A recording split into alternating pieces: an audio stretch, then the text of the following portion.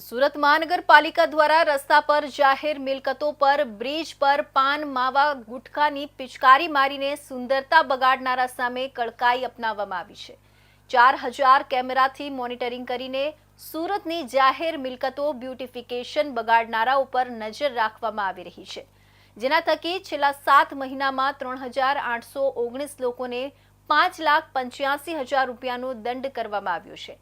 November 2023 થી શરૂ થયેલા અભિયાનમાં આ વર્ષે 2025માં પ્રથમ 7 માસમાં 3,819 લોકોને 5,85,000 રૂપિયાનો દંડ કરવામાં આવ્યો છે। શરૂઆતના વર્ષમાં પાયલોટ પ્રોજેક્ટના ભાગરૂપે શરૂ કરાયેલી કાર્યવાહીમાં હાલમાં શહેરભરમાં લાગેલા 4,000 જેટલા સીસીટીવી કેમેરાથી પાનની પિચકારી મારનારાઓને ઈ-ચલણ મોકલવામાં આવી રહ્યા છે। સુરત મહાનગરપાલિકા દ્વારા રસ્તા પર જાહેર મિલકતો પર બ્રિજ પર પાન માવા ગુટખાની પિચકારી મારીને સુંદરતા બગાડનારા સામે કડકાઈ અપનાવવામાં આવી છે। 4,000 કેમેરાથી મોનિટરિંગ કરીને સુરતની જાહેર મિલકતો બ્યુટિફિકેશન બગાડનારા ઉપર નજર રાખવામાં આવી રહી છે, જેના થકી છેલ્લા 7 મહિનામાં 3,819 લોકોને 5,85,000 રૂપિયાનો દંડ કરવામાં આવ્યો છે। નવેમ્બર 2023 થી શરૂ થયેલા અભિયાનમાં આ વર્ષે 2025માં પ્રથમ 7 મહિનામાં 3,819 લોકોને 5,85,000 રૂપિયાનો દંડ કરવામાં આવ્યો છે। શરૂઆતના વર્ષમાં પાયલોટ પ્રોજેક્ટના ભાગરૂપે શરૂ કરાયેલી કાર્યવાહીમાં હાલમાં શહેરભરમાં લાગેલા 4,000 જેટલા સીસીટીવી કેમેરાથી પાનની પિચકારી મારનારાઓને ઈ-ચલણ મોકલવામાં આવી રહ્યા છે।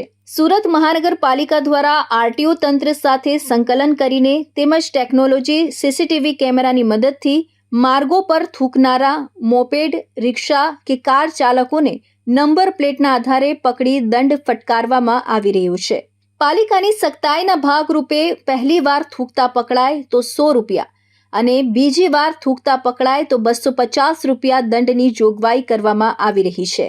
તમામ ઝોનમાં કાર્યવાહી કરવામાં આવી છે, જેમાં શહેરભરમાં આવેલ કુલ 3500થી 4,000 જેટલા સીસીટીવી મારફતે જાહેરમાં થૂકતા ઈસમો કે જે જાહેર માર્ગો પર શહેરના બ્યુટિફિકેશનને ખરાબ કરે છે, એ તમામ લોકો પર શહેરમાં બ્રેડલાઇનર સર્કલ પર આવેલા integrated command and control centre ICCC ખાતે મોનિટરિંગ કરવામાં આવે છે।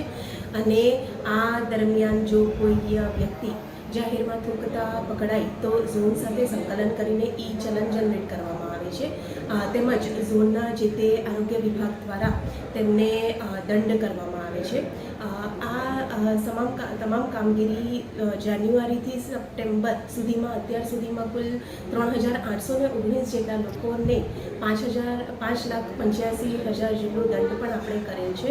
શહેરીજનોને અપીલ છે કે સુરતને હંમેશા સ્વચ્છતામાં અગ્રેસર જ રાખે અને જાહેરમાં ન થૂકવા બદલ, ન ગંદકી કરવા બદલ સુરત મહાનગરપાલિકા શહેરીજનોને ખાસ અનુરોધ કરે છે।